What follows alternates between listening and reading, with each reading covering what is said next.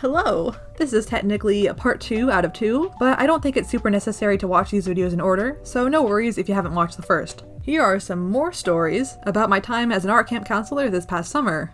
Our basic daily schedule was that we would spend mornings in an open-sided tent with tables underneath, and after lunch we would move to a cabin. The tent was right next to a pool that I don't think the camp had used in maybe several years. It didn't look like you'd want to be swimming in there. There were these tiny adorable frogs that I believe lived in the pool, and especially in my first week working for some reason, they were just everywhere. One time I grabbed the pencil jar to pass pencils around, and a frog just jumped out of it, and no one else saw! On hot days, spending the afternoon in the heat-trapping cabin was pretty miserable, not gonna lie. I always liked taking my break during this time so that I could escape and get fresh air and sit in the shade. I had an earpiece and a radio for communication, and I would often leave it in during break so that I wouldn't miss any drama from the other camps. This included people asking for help because of a kid getting stung by a bee, and sometimes you could even hear the faint sound of a kid just wailing in the background.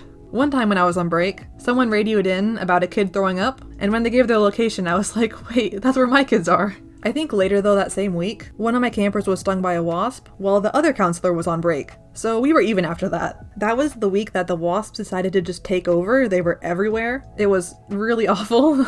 My campers would buy soda from the soda machine, leave their half-empty bottles open, wait for a wasp to come crawl inside, and then quickly put the lid on when they did. Seriously, they caught like 5 of them in one morning. It was a very effective strategy. They would keep them as pets, and after a while, if they hadn't already drowned in soda, they would release them a little ways from the tent. Those traumatized wasps probably had no intention of returning. As you probably could expect, there were some weeks where I had more difficult groups than others. For one particular group, instead of having 1 to 2 counselors present at a time, we always had at least 3 at a time, and the extra help was very much needed. We needed those 3 people. At the beginning of the week, we were instructed to take them to a porta potty instead of the main bathroom, so we wouldn't lose them in there, and they couldn't have conversations we couldn't hear, or secret meetings to overthrow us, who knows. I wouldn't put it past them. And of course, every time we walked them down to the porta potty, they would ask why, because the main bathroom was actually closer, and it was hard to explain this to them nicely. I would be upset about having to use the porta potty also. I've always hated those things. There was one kid in that group that I lost 3 times in one day, my personal record.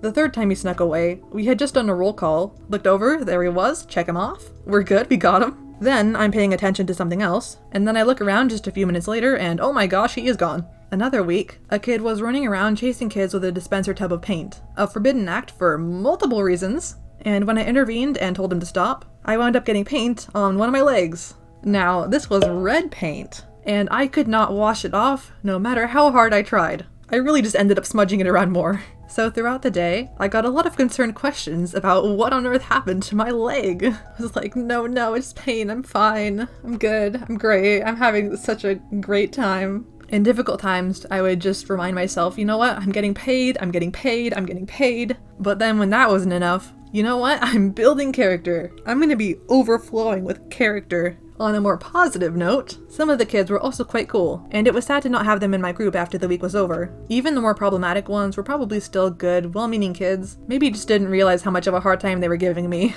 A few made really impressive drawings. Like, I swear, one kid was ready to break into the industry as a skilled cartoonist, but he was like 11. Absolutely terrifying. There were some that I got to talk about Zelda with throughout the week. I hadn't finished Tears of the Kingdom yet, but thankfully none of them spoiled it for me. One kid had finished the game, and whenever I gave instructions to do something that he didn't want to, he would threaten to give me spoilers. Dude had all the cards and knew it. He was hilarious. This isn't a job that I hope to be doing again next summer, but at least I met some of the cool youths and got some stories to tell. Here's part 1 if you haven't watched it, and my video on the other big thing I did this past summer, Chromacore. Thanks for watching!